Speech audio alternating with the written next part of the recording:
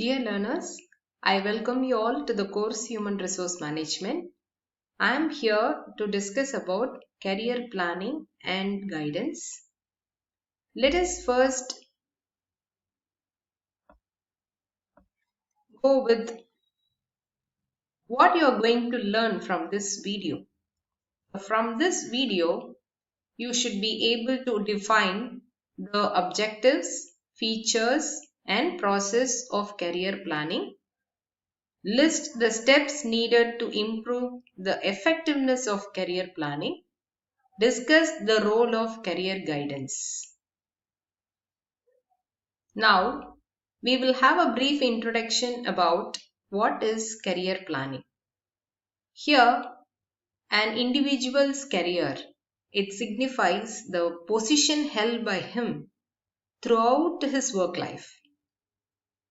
An evaluation of a career would show the extent to which one has accomplished the specific career goals in life. A career can be viewed in two perspectives, one which is objective and the other one which is subjective. The objective perspective of career, it deals with the past positions held by the employees or held by an individual. And the other perspective, which is subjective perspective, it looks at the career at which the career of an individual from the perspective of the future positions he is likely to hold. So here we can make many assumptions. The basic assumption in any career perspective is that the individuals can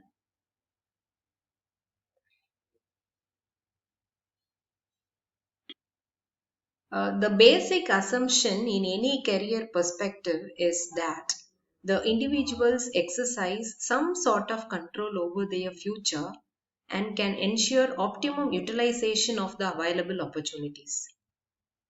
Organizations are expected to support employees to accomplishing their career and also their life goals through career planning activities. This career planning is the collective responsibility of the organization and also the concerned individual.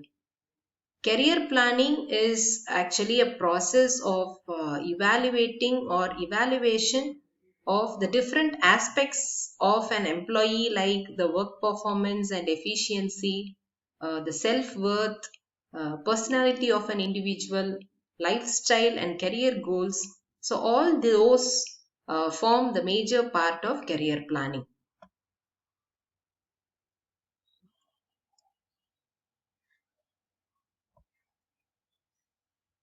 Now we'll see a simple definition of career planning.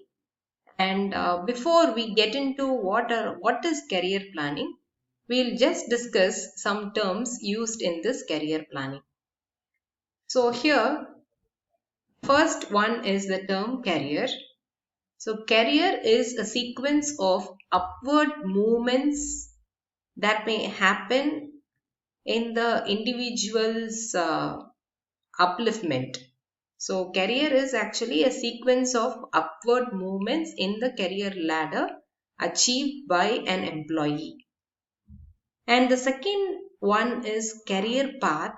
So this actually refers to the systematic and deliberate advancement made by an individual in his or her career in the entire work life. So that is called as career path. So career path, it is actually a systematic and a deliberate advancement made by an individual. So, and the next term is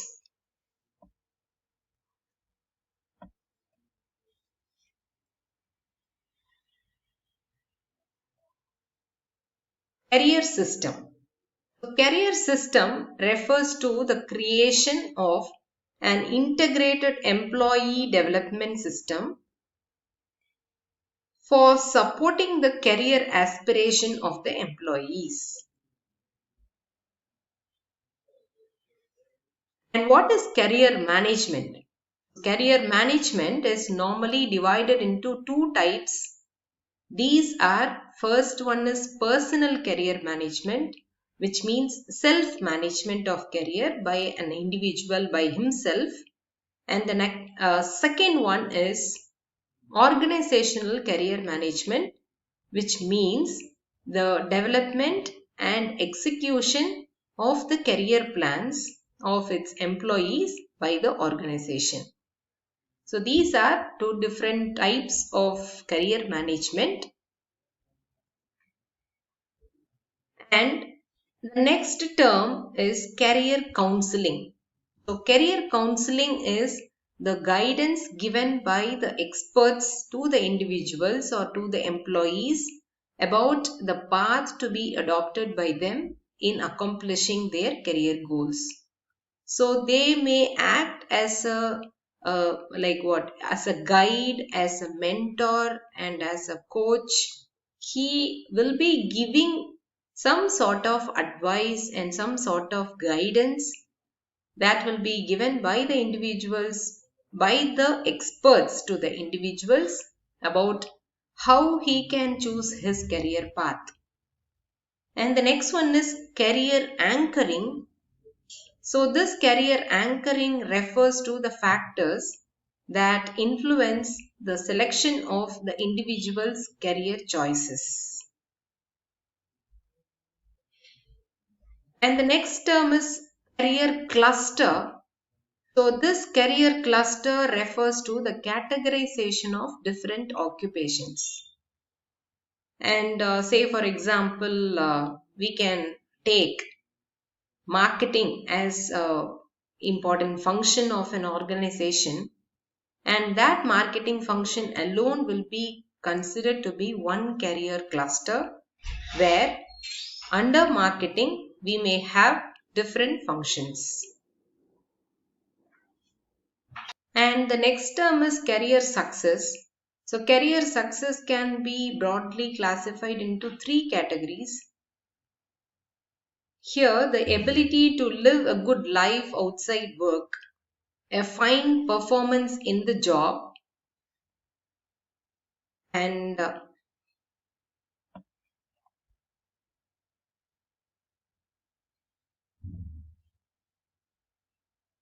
growing continually in the profession, and also performing a demanding work. So these are the three different terms under career management. So this is a very simple definition of career planning. So it refers to the process of identifying and accomplishing the employee's career objectives through a systematic way of skill identification, skill assessment, and development.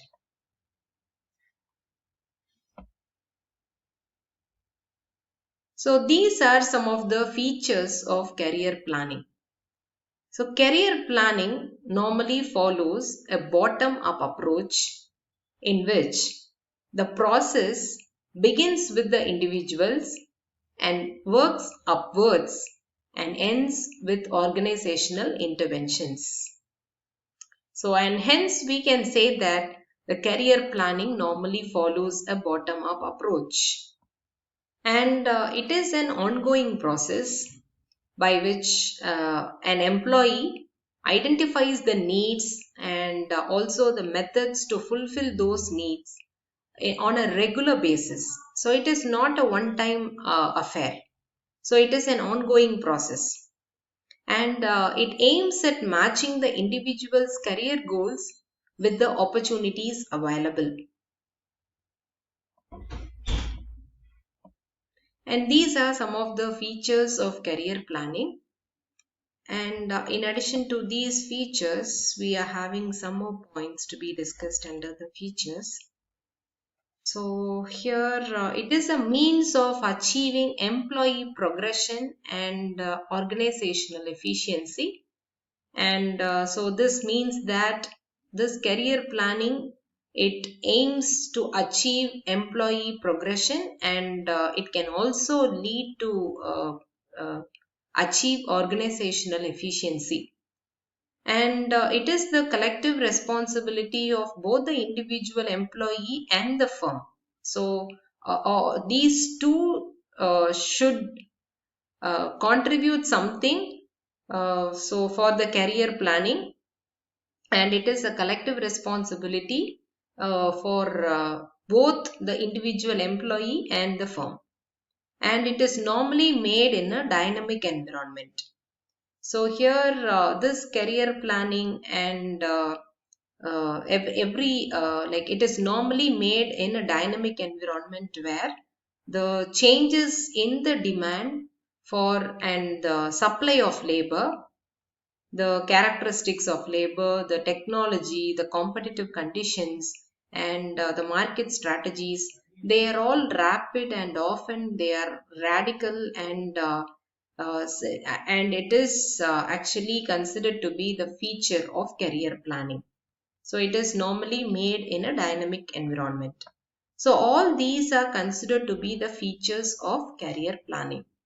So now we'll discuss the points related to what is the process of career planning.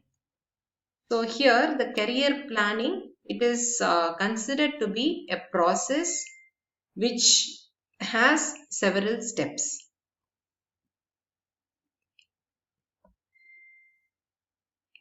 The career planning, it involves, these are the steps involved in this career planning process. So this involves assessment of the factors influencing the career options in order to make an informed choice about career goals and its execution strategy.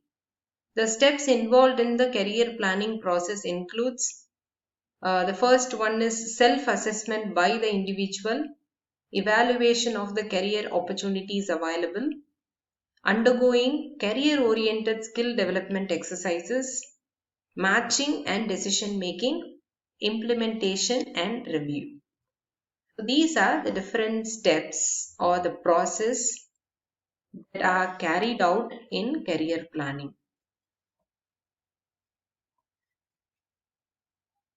So we'll see one by one. So this is the pictorial representation of the process of career planning. So first, as I said, it starts with self-assessment by individuals, and in the second stage, he has to undergo the evaluation of the available career opportunities and undergoing career-oriented skill development exercise, and then they have to go to matching and decision making, and this is the last step, which is implementation and review. So we'll see one by one in detail what are what are these steps, and what will be done in each and every step. So the first step is self-assessment by the individual. So here the individual employee must make a realistic assessment of himself or herself about the career planning perspective.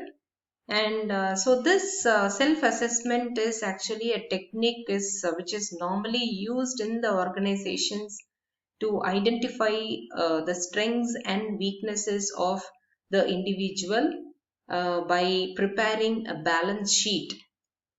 So we know very well about what is balance sheet, because balance sheet is actually a kind of credit and debits will be listed in the balance sheet. So in the same way, the individuals working for organizations, they have to undergo a self-assessment and identify their strengths and weakness, and they have to prepare a balance sheet. So that is considered to be the self-assessment techniques are first creating the strength and weakness balance sheet. So this is the first technique that is being used by the individuals for the self-assessment for the career plan. So the first stage, he has to list out what are all the positives and what are all the negatives of a particular individual, and thereby he can be able to create a balance sheet which lists his strengths and weaknesses. So that is the first thing that he'll be doing while self-assessing himself. And the second part is the likes and dislikes survey. So that is the second one. While doing the self-assessment, he'll be doing this kind of self-assessment too. So this is actually a likes and dislikes survey.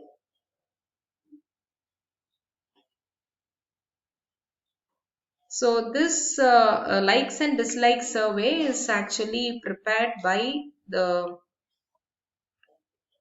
So now we'll discuss about the likes and dislikes survey. So this is actually a technique that enables an employee to be able or to be aware of his likes and dislikes of his work life. And this would enable the employee to choose the career goal that suits his preferences. So it can also help the employee to understand the extent to which the restriction placed on his career options by his own attitude and behavior. So say for example, some people may not like to leave their hometown due to some personal commitments. And similarly, the people may have a special liking or disliking for nations, for the regions that they are living, for the demography, size, the culture, the language, and so on. So, due to these factors, the employee will not leave the organization, and because of his personal commitments and things like that. So, this is a kind of another self assessment tool, which is a likes and dislikes survey, which is also being conducted during this process. So, and the next one is the Myers-Briggs type indicator assessment technique. So, this is also another kind of assessment technique which is being conducted by the employers to understand what is the attitude and the personality and what is the characteristic, the nature of the individual. And so, for these purposes, this MBTI assessment technique is also being conducted. So here the purpose here is especially to identify the psychological preferences and the personality of the individual. And here we may also get to know about the individual, whether he is an extrovert or an introvert. He is actually having a judging based personality, or it is or he is a perceiving he is having a perceiving attitude, and his objective or a subjective he prefers an objective or a subjective base analysis of information. So what sort of person he is, so that is actually understood by conducting these kinds of MBTI assessment techniques. And the third type, or this is actually the fourth type, which is type focus assessment. So this technique, it helps in understanding the nature and the type of personality of an individual. It actually enables an individual to gain insight into his personality, and the knowledge of it will actually enable him to decide his profession and also bring improvement in his behavior. So these are the different types of self-assessment techniques that will be conducted among the individuals in order to understand about his strengths and weaknesses, his personality, and the basic characteristics. So, and in the second step, so this is actually second step. So these are some of the first steps: how to create strengths and weakness balance sheet, and how to perform the likes and dislikes survey, and also how this MBTI assessment techniques are conducted and what is the purpose of it. And we also have discussed about the type focus assessment. So how this technique helps in understanding the nature and type of personality of an individual. So these are the 4 different types of assessment techniques that will be used to understand the self, to make a self-assessment of themselves. And this is the second stage, which is evaluation of the career opportunities available. So here in this stage, the employee, he will be, what he'll be doing is, he try to connect himself or herself with the career opportunities existing within the organization. So since the step here is evaluation of the career opportunities available, so he has to first identify what are all the career opportunities existing within the organization. And this career opportunity identification is usually the collective responsibility of both the individual and the organization. So here it is not the only responsibility of the individual to go through what are all the career opportunities that are available inside the organization. So here the organization itself is having a high, what it has to give much priority, or it has to give much importance to make the employees to be aware of what are all the career opportunities that are available in the organization. And so here in this stage, only a provisional selection of career opportunities is made with the aim of determining the training needs of the employee. So here we will not be very much clear with what is the career opportunity available. And so depending upon the career opportunities available, what sort of training requirements that are needed by the employee, so that is not clearly understood in this stage. So this will definitely give you a clear, not a clear-cut picture, but a provisional selection of career opportunities is made in this stage. And in the third stage, he has to undergoing career-oriented skill development exercises. So this is actually the step 3. So here, once the employees are aware of their competency requirements, and they have to choose their source of learning. So here in this stage, they will be highly having a clarity over what are all the competencies that are required by him. So here, after having this clarity, he has to choose their source of learning, and the organization, it normally takes up the responsibility of providing the necessary learning to the employees. So here we can quote many organizations like Infosys and TCS, Wipro. All companies, they are having a very good career development programs where they are the best to identify what is required from the organization, from the employees, and what sort of competencies are required from the employees.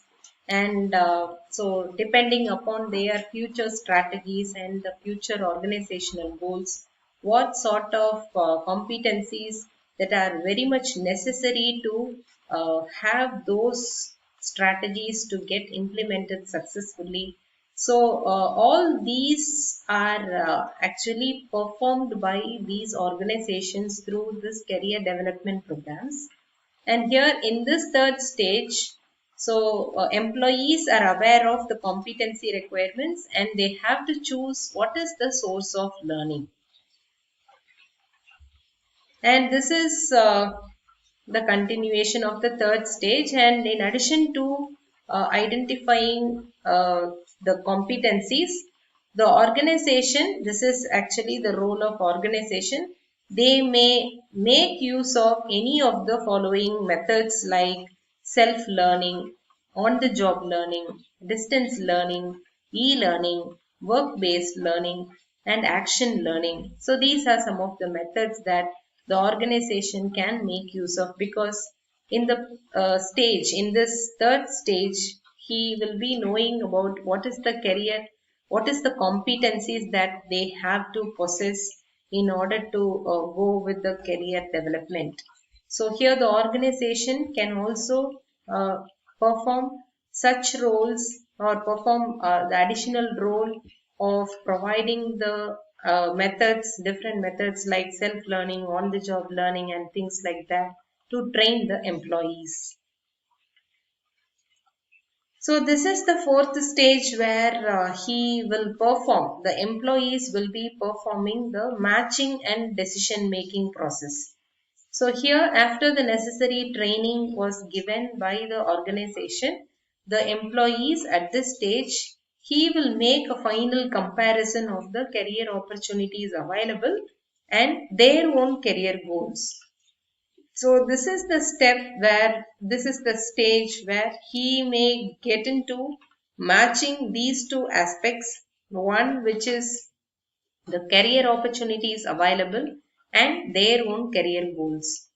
So here an employee may finally settle for a strategy that suits his or her career aspirations best.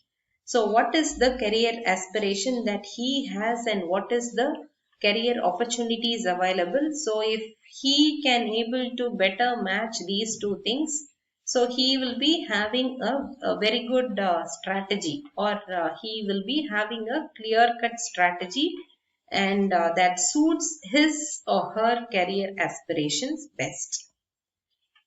And in this stage, so this is the next stage, which is implementation and review. So here in this stage, the employees adopt a step-by-step procedure to successfully attain their career goals. So these are the different types of career paths, and before getting into these different types of career paths, we'll now discuss what is the implementation and review. And so at this stage, the employees adopt a step-by-step procedure to successfully attain their career goals. So here organizations usually develop career paths for employees and move them on those predetermined career paths through promotions, transfers, etc. And these are the different types of career paths that are available. The first one is conventional career path.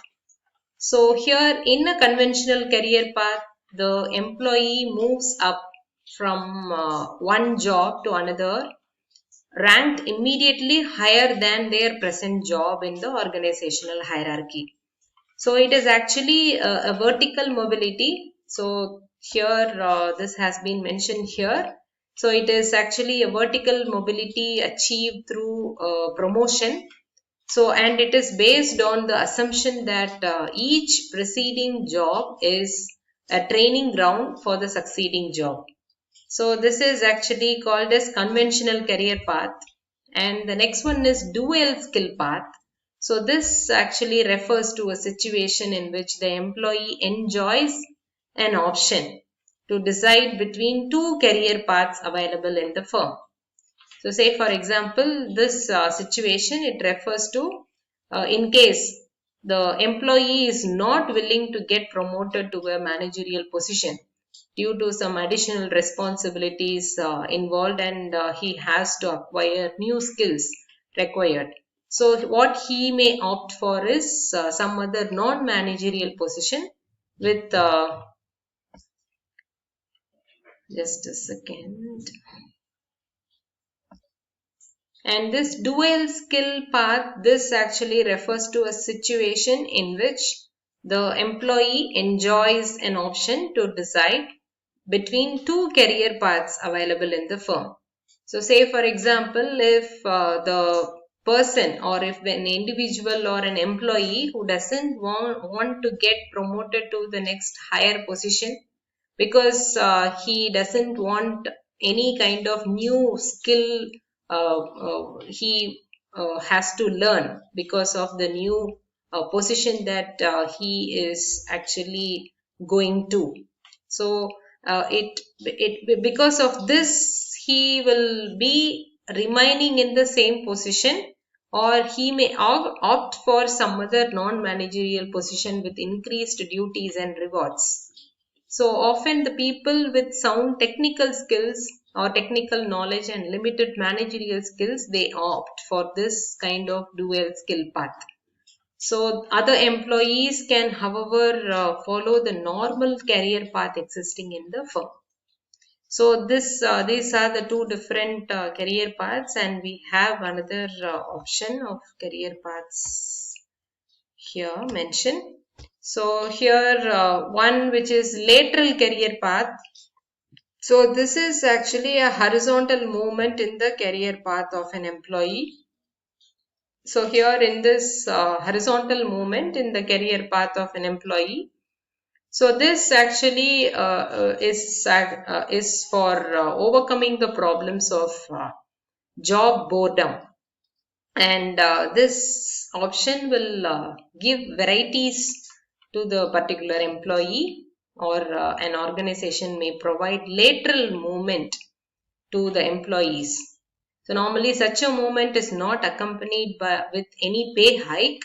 The aim of lateral career path is to provide the intrinsic satisfaction to the employee. So that is the only motive behind this lateral career path. And the next one is network career path. So this is actually a combination of both the lateral and vertical movements. So here in this network career path, this network career path is actually adopted when the employee requires multi-skills and diverse experiences before being considered for any promotion in the future. So in such a scenario, the organization, what they'll do is they move the employee to different positions in the organization structure horizontally. And we can have this as example as the senior clerk in an insurance company. So he may be posted to different sections, like the accounting section and the claim section. He might be like the policy issuing section and audit section, the business section. So in all these sections, before being promoted to the post of the assistant administrative officer, he might be posted in all such all such different sections. So this is called as network career path, and these are the different types of career path. So here, this is actually the fifth stage, and the next stage here in the career planning process is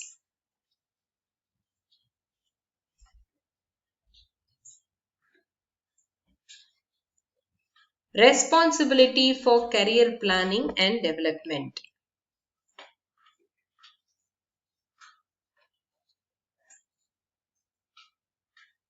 So here the responsibility, these all the outer boxes are having some responsibility for the career planning and development.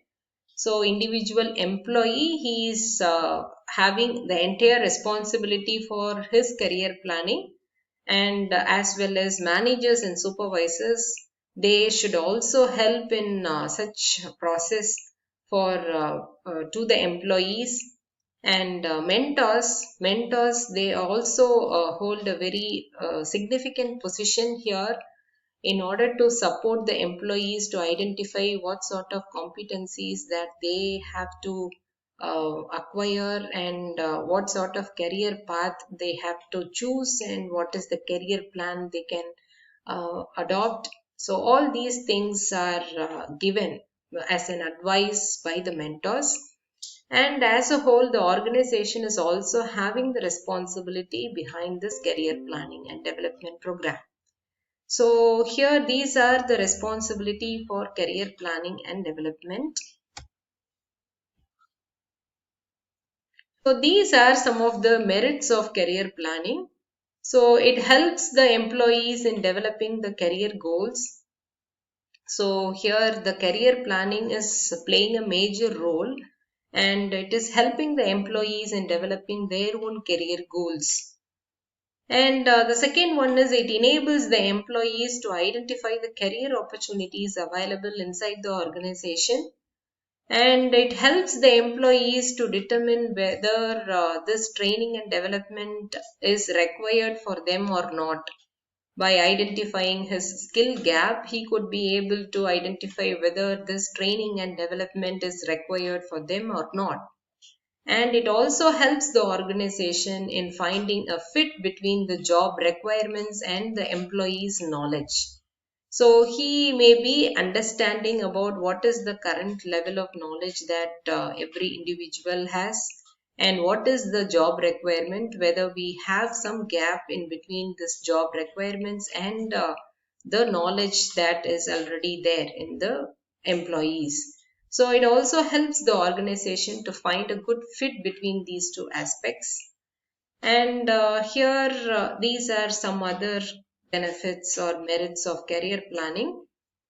It provides an occasion for the organization to identify the strengths and weaknesses of its workforce. So, as I already mentioned, they can prepare a balance sheet which records all their strengths and weaknesses of all the employees working in the organization.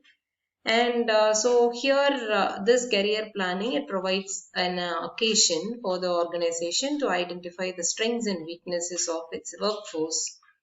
And it assists the organization in HR policy formulation, because in every stage they are actually making clear that whether these skills are required or not, and whether the organization has some strategic planning, and in order to attain those strategic plans, what sort of development and training has to be given to the employees. So at every stage it is giving some clarity over what to do next. So it assists the organization in better policy formulation, HR policy formulation. And here we are also having these as merits. It helps the organization in achieving the enhanced job satisfaction, and both the organization efficiency can also be built by having this career planning programs in place. And it also aids the organization in controlling the employee attrition rates, and related hiring cost can also be minimized if they have a very good career planning model. So these are some of the merits of the career planning. And so here we have another merit. So it enables the organization to achieve cordial industrial relations.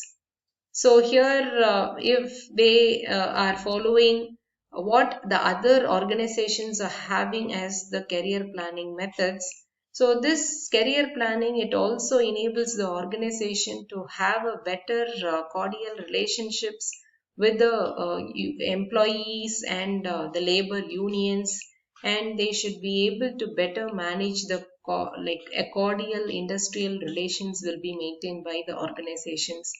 And it helps the organization in building a goodwill in the labor market, because the organizations are giving some assurance that their career is also developed, and they are acquiring skills and competencies required for the particular job, and they are also elevating themselves to the next higher level, and the organization is also getting benefited out of it. So these are some of the greatest merits of the career planning. And here we have some limitations also with respect to this career planning. So this is actually a time consuming exercise, because it is not a one time effort, and it requires some time, and it is actually a futuristic kind of thing, and hence this will definitely take some time. So it is time consuming, and it is unsuitable for a large workforce, because this career planning exercise is not at all possible if the employee number is very huge, and if the organization is very large in terms of its size. So it is unsuitable for a large workforce, and it lacks objectivity, because this career planning activities and the career planning exercises, they are full of the human beings identification of their strengths and weaknesses, and it is fully of their human exercise, and it actually differs from person to person, and hence it lacks objectivity. And the next one is external interventions. So here we need to go with a kind of expert outside the organization, and hence we need to go with the external interventions which is possible here in this career planning. And hence this may not give you a 100% success, since those persons are not associated directly to the organization. So these are some of the limitations of career planning. And so these are other points which are included under limitations of career planning. So the first and the next one is lack of knowledge and awareness. So if the employees or the organization doesn't know what is the opportunities, the career opportunities that are available in the business environment or in the organization, and due to this lack of knowledge and awareness, the career planning activities will not fetch 100% success to the organization. And it is actually a mechanical process, because as we already saw that the career planning was conducted through steps, and it is a sequential step that has to be followed, and it follows a mechanical process. And since the organization are working now in a highly dynamic environment, such that the organizations are in a complex environment, and hence these kinds of mechanical processes will not definitely give you 100% success. And it is difficult, it is very difficult in measuring the career success. So since I already made this point in my video that this career planning is full of the human kind of activities and the perceptions, and hence it is very very tough to measure the career success in terms of quantitative aspects. So since all the aspects are purely of qualitative in nature, it is very difficult to measure it in terms of quantity. And these are some of the limitations of the career planning.